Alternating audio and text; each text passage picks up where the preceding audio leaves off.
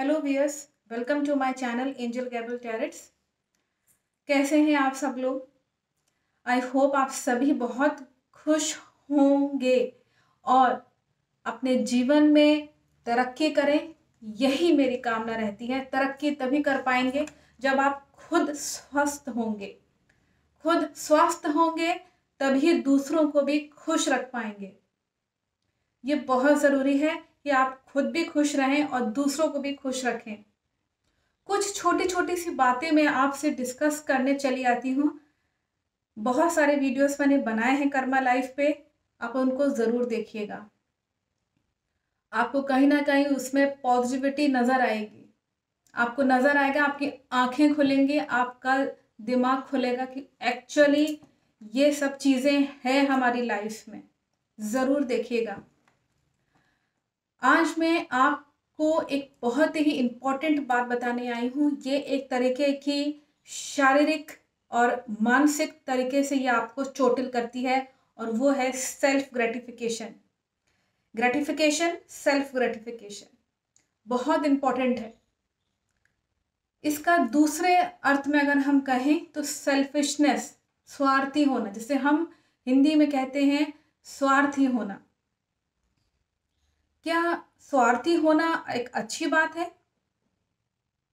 हमारे यहाँ शास्त्रों में साफ बोला गया है कि सेल्फ ग्रेटिफिकेशन एक तरीके की डिसऑर्डर है। है ना अजीब सी बात। डिसऑर्डर कैसे है? डिसऑर्डर इसलिए है क्योंकि व्यक्ति केवल और केवल अपने बारे में लगातार सोचता रहता है। उसको ये नहीं दिखता एक समय के बाद कि अगले जने को उसकी वजह से नुकसान हो रहा है। उसको ये नहीं पता चल पाता कि वो जो कार्य कर रहा है अब केवल वही भोगता बने चला जा रहा है, वही भोग रहा है और अपने फैमिली मेंबर्स को या अपने जो जूनियर्स हैं ऑफिस में उनके लिए कुछ नहीं कर रहा है। बिल्कुल सेल्फिश हो गया है, केवल अपने बारे में सोचता है। होता है ना ऐसा? बहुत होता है। हमारे सोसाइटी में ऐसे लोग बहुत मिल जाएंगे।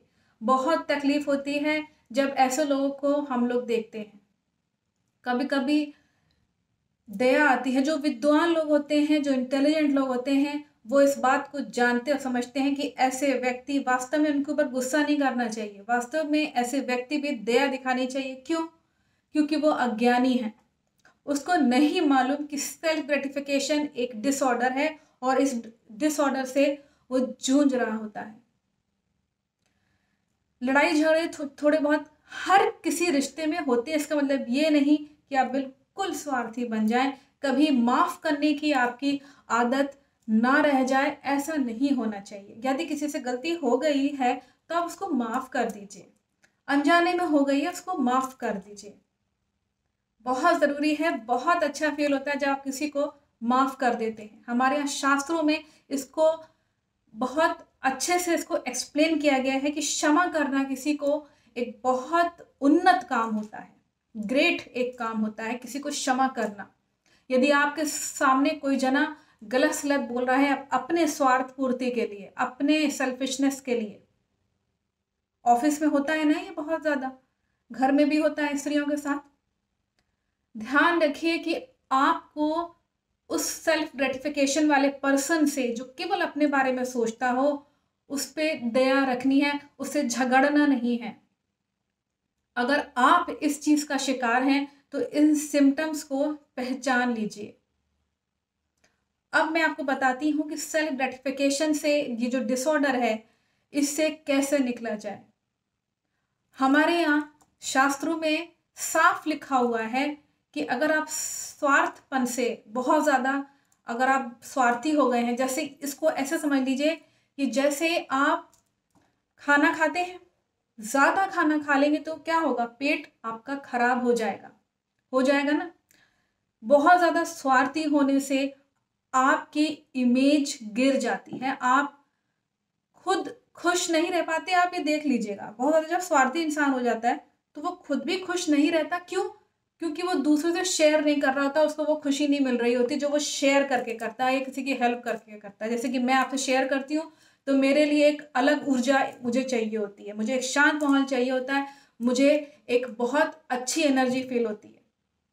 प्लीज़ किसी की हेल्प करना मत भूला करिए, किसी एनिमल की हेल्प कर दीजिए, किसी नीडी पर्सन की आप हेल्प कर दीजिए, जो नीडी हो उसको आप हेल्प कर दीजिए।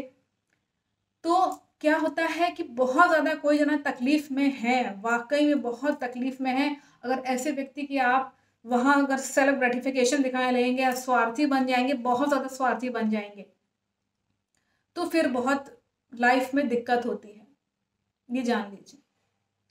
कई फेसेस ऐसे होते हैं कि जहाँ बिजनेसमैन होते हैं या बिजनेस वुमेन होती हैं, वहाँ पे वो अपने स्वार्थ के लिए, बिजनेस करने के लिए इतनी ज़्यादा स्वार्थी हो जाती हैं कि अगले जने को मतलब वो कोई ऑफर ही नहीं डालती हैं कि वो उनकी मदद, अगर वो मदद करना चाहती हैं तो वो मन में आता होगा उनके, लेकिन वो नहीं करती हैं।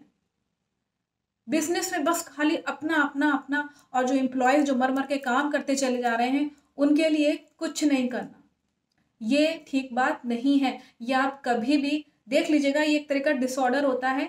सेल्फ ग्रेटिफिकेशन, केवल अपने और अपने बारे में सोचना और औरों के बारे में सोचना ही नहीं। आप अपने बारे में सोचिए, अपने बारे में सोचिए, लेकिन इस तरीके से भी सोचिए कि कहीं आपकी इमेज गिर ना जाए।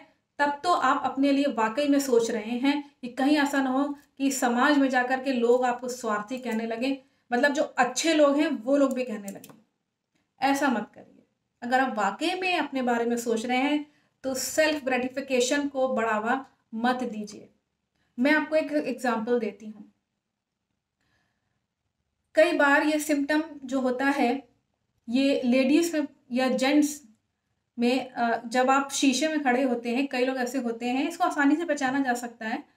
शीशे में जब खड़े होते हैं, आप फिट हैं, आप पतले दुबले हैं, आपको कोई जो है वो ऐसी कोई शारीरिक कोई आप सुडौल हैं, आप बिल्कुल ठीक ठाक दिख रहे हैं शीशे में, उसके बावजूद आपके माइंड में अगर ये आ रहा है कि नहीं नहीं मैं ठीक नहीं दिख रही हूँ, ये चीज़ इतनी नाप की नहीं है, उतनी नाप की नहीं है, हर चीज़ शीशे में, मतलब सालों साल ये चलता रहता है, कभी सेटिस्फाई नहीं हो पाते। ये एक तरीके का डिसऑर्डर है, मेंटल डिसऑर्डर है कि आपको कभी अपने शरीर को लेकर के सुडौल है कि नहीं, इस पे कभी आपको सेटिस्फैक्शन नहीं होता है। अगर इस तरह का हो रहा है तो ध्यान रखिए कि आप इस चीज़ से बाहर निकलिए। इस चीज़ से कैसे निकला जाए? बहुत लोग बंध जाते हैं इस चीज़ में कि कभी ज़िंदगी भर नहीं निकल पाते हैं। क्या होता है कि आपके रिश्ते आपके बच्चों के साथ भी बिगड़ जाते हैं। कई ऐसी मदर फादर हैं जो कंपैरिजन अपने बच्चों से करने लगते हैं कि मैं ज़्यादा यंग दिखूं या मैं ज़्यादा जो हूँ, वो होता है ना ये चीज़, ये बहुत है आज के समाज में। आप देख लीजिएगा आसपास की सोसाइटी में कि मदर्स जो हैं वो मदर ना वो सोच करके सोचती कंपेयर करने लगती हैं अपने बहू से या बेटी समान किसी भी बेटी समान लड़की से कि मैं यंग नहीं दिख रही हूँ। आप अगर 40 के हो चुके हैं तो प्लीज़ ऐसा ऐसे आचार मत रखिए, ऐसे विचार मत रखिए, आपने ऐसी सोच मत रखिए, उससे बाहर निकलिए कि आप एक you are just a big lady.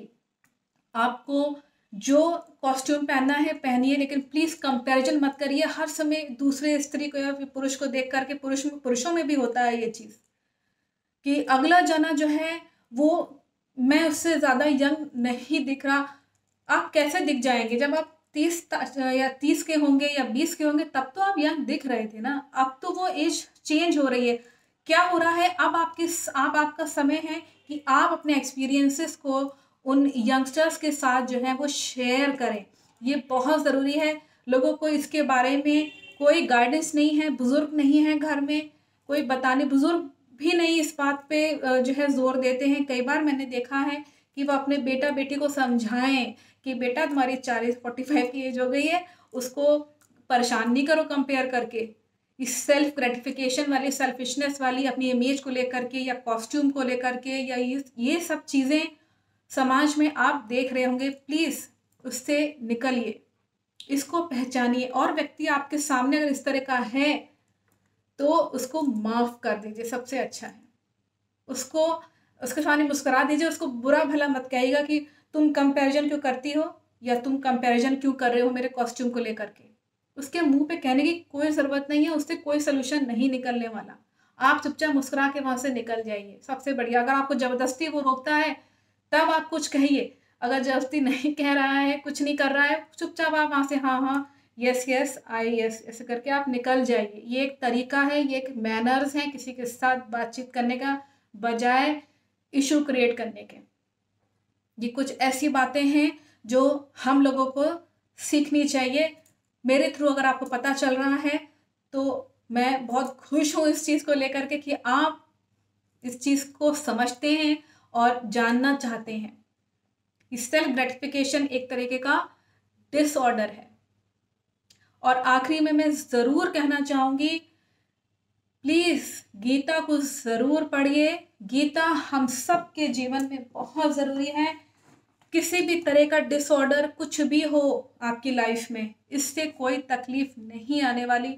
Gita हर चीज़ का उपाय है। मैं ये पहले भी कहते आई हूँ और अभी भी यही कह रही हूँ कि गीता हर चीज़ का सलूशन है। आप देख लीजिएगा इसको पढ़ करके, स्पिरिचुअल बनिए। जिस किसी भी गॉड को आप विश्वास करते हैं, जिस किसी भी होली बुक को आप आत्मसात करना चाहते हैं, कर लीजिए अपने अंदर आत्मसात, अपने अंदर समाहित कर लीजिए उस ग्रंथ को।